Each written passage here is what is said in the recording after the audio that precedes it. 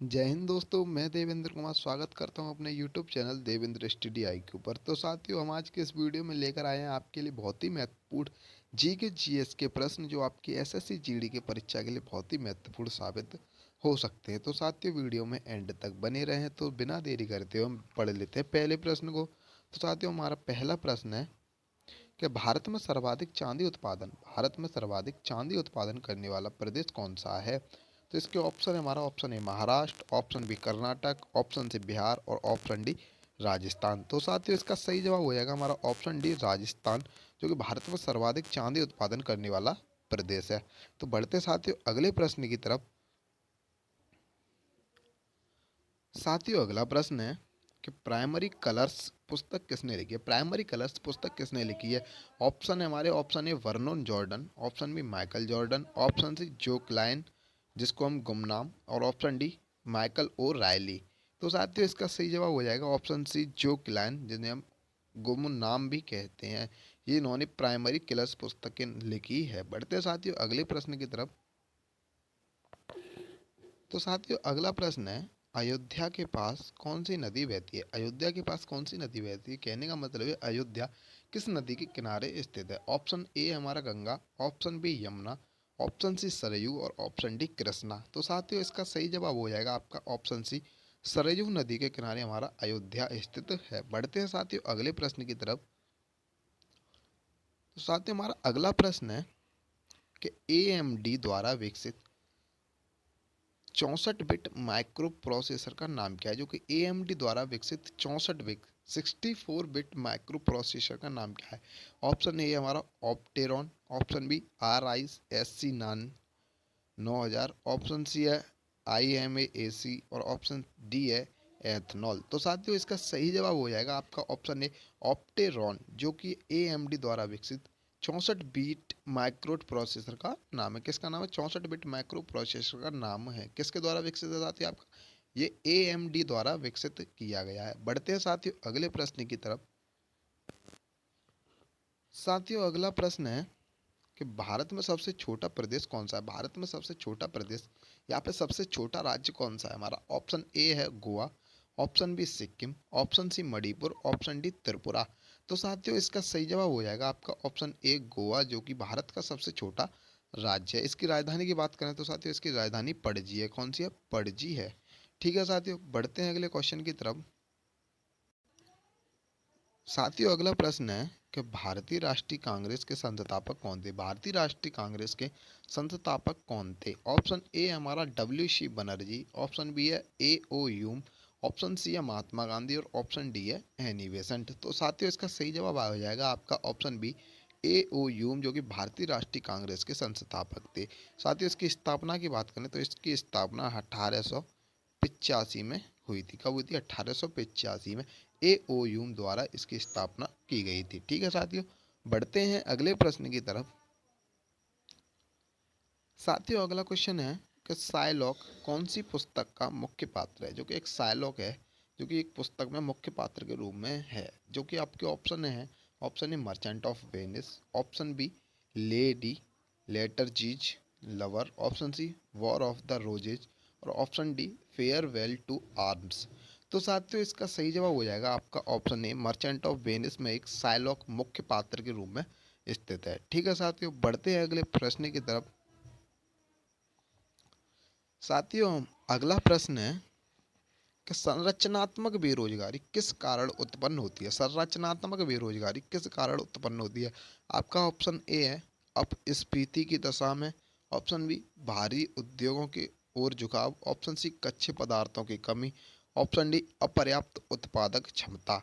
तो साथियों, इसका सही जवाब हो जाएगा आपका ऑप्शन ए अपस्फीति की दशा में संरचनात्मक बेरोजगारी होती है। ठीक है साथियों, बढ़ते हैं अगले प्रश्न की। आप बार बार मेडे कब कहेंगे, कि ये मेडे शब्द है आप कब कहेंगे।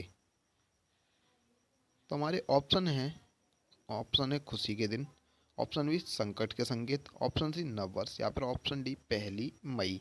तो साथियों, इसका सही जवाब हो जाएगा आपका ऑप्शन बी संकट संकेत में मेडे कब कहेंगे। आप बार बार मेडे संकट के संकेत में कहेंगे। ठीक है साथियों, बढ़ते हैं अगले प्रश्न की तरफ। तो साथियों अगला प्रश्न है कि भारतीय संविधान में कहा गया है कि हिंदी भारतीय संविधान में कहा गया है कि हिंदी ऑप्शन ए हमारा भारत की राष्ट्रभाषा होगी, ऑप्शन बी प्रादेशिक सरकारों के बीच संचार की भाषा होगी, ऑप्शन सी भारतीय संघ की सरकारी भाषा होगी, ऑप्शन डी केंद्र सरकार और प्रादेशिक सरकारों के बीच संचार की भाषा होगी। तो साथियों इसका सही जवाब हो जाएगा हमारा ऑप्शन ए भारत की राष्ट्रभाषा होगी। बढ़ते हैं अगले प्रश्न की तरफ। साथियों अगला प्रश्न है कि क्विट जल किस देश की मुद्रा है? क्विट जल किस देश की मुद्रा है? Option A French Guiana, option B West Indies, option C Guatemala और ऑप्शन डी लग्जमबर्ग। तो साथियों इसका सही जवाब हो जाएगा आपका ऑप्शन सी ग्वाटेमाला की ये क्विट जल देश की मुद्रा है। क्विट जल हमारे ग्वाटेमाला की मुद्रा है। ठीक है साथियों, कहाँ की? ग्वाटेमाला की है। बढ़ते हैं अगले प्रश्न की तरफ। साथियों अगला प्रश्न है कि रूस का बाकू क्षेत्र निम्नलिखित में से किसके लिए जाना जाता है? जो कि रूस का एक बाकू क्षेत्र है वह किसके लिए जाना जाता है? आपका ऑप्शन ए है जलयान निर्माण, ऑप्शन बी हवाई जहाज निर्माण, ऑप्शन सी पेट्रोलियम उत्पादन, ऑप्शन डी पशुपालन। तो साथियों इसका सही जवाब हो जाएगा आपका पेट्रोलियम उत्पादन के लिए आपका रूस का बाकू क्षेत्र जाना जाता है। किसके लिए साथियों? पेट्रोलियम उत्पादन के लिए बाकू को जाना जाता है। बढ़ते हैं अगले प्रश्न की तरफ। साथियों अगला प्रश्न है प्रसिद्ध ब्रॉडवे किस शहर में है? प्रसिद्ध ब्रॉडवे किस शहर में? Option A New York, option B Santiago, option C Chicago, option D Denver. तो साथियों इसका सही जवाब हो जाएगा आपका ऑप्शन ए न्यूयॉर्क में ब्रॉडवे स्थित है। ठीक है साथियों, बढ़ते हैं अगले प्रश्न की ओर। साथियों अगला प्रश्न है कि एम्स्टर्डम से होकर कौन सी नदी गुजरती है? एम्स्टर्डम किस नदी के किनारे स्थित है? Option A Amstel, option B Rhine, option C Clyde, option D Thames. तो साथियों इसका सही जवाब हो जाएगा आपका ऑप्शन बी राइन नदी के किनारे हमारा एम्स्टर्डम स्थित है। ठीक है साथियों, जबकि बात करें एम्स्टर्डम कहाँ है, तो एम्स्टर्डम हमारे नीदरलैंड की राजधानी है। कहाँ की साथियों? नीदरलैंड की राजधानी हमारी एम्स्टर्डम। बढ़ते हैं साथियों अगले प्रश्न की तरफ। साथियों अगला प्रश्न है गोल्डन फ्लीस का देश कौन सा है? गोल्डन फ्लीस का देश कौन सा है? Option A Scotland, option B Australia, option C Denmark और ऑप्शन डी है आपका थाईलैंड। तो साथियों इसका सही जवाब हो जाएगा आपका option B Australia. Golden fleece का देश कौन सा साथियों? ऑस्ट्रेलिया है। बढ़ते हैं अगले प्रश्न की तरफ। साथियों अगला प्रश्न है किस देश का पुराना नाम अबिसिनिया था? किस देश का पुराना नाम अबिसिनिया था? Option A Ethiopia, option B Albania, option C Ghana, option D Ukraine. तो साथियों इसका सही जवाब हो जाएगा आपका ऑप्शन ए इथोपिया का पुराना नाम अबिसिनिया था। बढ़ते हैं अगले प्रश्न की तरफ।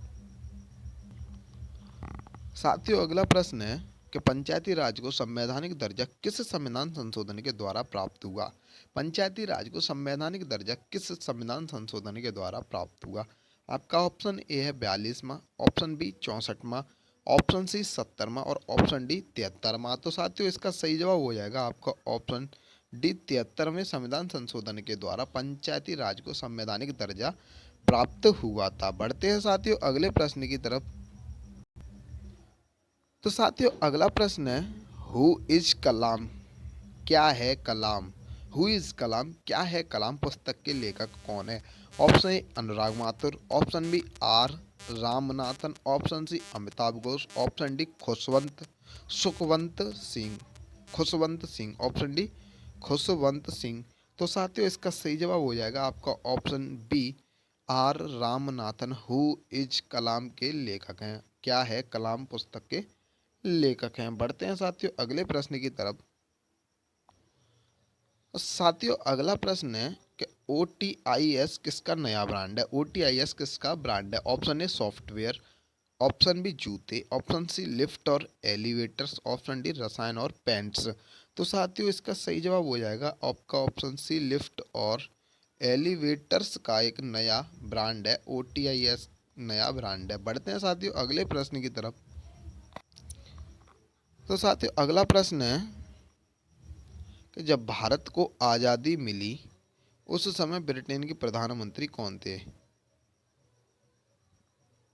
भारत को आज़ादी मिली उस समय ब्रिटेन के प्रधानमंत्री कौन थे? Option A Clive, option B Mountbatten, option C Churchill और ऑप्शन डी एटली। तो साथियों इसका सही जवाब हो जाएगा आपका ऑप्शन डी एटली, जो कि भारत को जब आज़ादी मिली थी तो उस समय ये ब्रिटेन के प्रधानमंत्री थे। ठीक है साथियों, पढ़ते हैं अगले प्रश्न की तरफ। तो साथियों अगला प्रश्न है कि भारत का राष्ट्रपति बनने की योग्यता के लिए न्यूनतम आयु क्या है?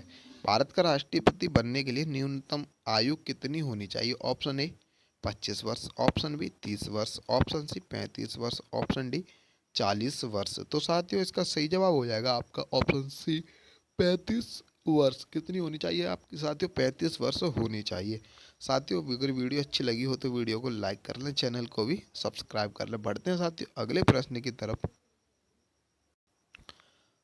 साथियों अगला प्रश्न है मानस वन्य जीव उद्यान कहाँ है? मानस वन्य जीव उद्यान कहाँ है? ऑप्शन ए असम में, ऑप्शन बी बिहार में, ऑप्शन सी केरल में, ऑप्शन डी कर्नाटक में। तो साथियों इसका सही जवाब हो जाएगा आपका ऑप्शन ए असम में मानस वन्य जीव उद्यान स्थित है। ठीक है साथियों, बढ़ते हैं अगले प्रश्न की तरफ। तो साथियों अगला प्रश्न है एशियन डेवलपमेंट बैंक का मुख्यालय बोले तो हेड क्वार्टर कहाँ है? एशियन डेवलपमेंट बैंक का मुख्यालय कहाँ है? Option A Washington, option B Paris, option C Manila, option D Canberra. तो साथियों इसका सही जवाब हो जाएगा आपका ऑप्शन सी मनीला में एशियन डेवलपमेंट बैंक का हेड क्वार्टर स्थित है। बढ़ते हैं अगले प्रश्न की तरफ। साथियों अगला प्रश्न है कि निम्नलिखित में से कौन सी ठंडी जलधारा है? इन निम्नलिखित में से कौन सी ठंडी जलधारा है? Option A Kuroshio, option B Labrador, option C Gulf Stream, option D hakuna matata. तो साथियों इसका सही जवाब हो जाएगा आपका ऑप्शन बी लेब्राडोर, जो कि एक ठंडी जलधारा है। बढ़ते हैं अगले प्रश्न की तरफ। साथियों अगला प्रश्न है 84 की ऊंचाई पर विश्व का पांचवा सबसे बड़ा पर्वत कौन सा है? विश्व का पांचवा सबसे बड़ा पर्वत कौन सा है? तो आपका ऑप्शन ए है Kanchenjunga, option B Makalu, option C Dhaulagiri, option D K2। तो साथियों इसका सही जवाब हो जाएगा आपका ऑप्शन बी मकालू, जो कि विश्व का पांचवा सबसे बड़ा पर्वत है। बढ़ते हैं अगले प्रश्न की तरफ। साथियों अगला प्रश्न है अल्मा अता किस देश की राजधानी है? अल्मा अता किस देश की राजधानी है? Option A Lithuania, option B Tajikistan, option C Kazakhstan, option D Uzbekistan.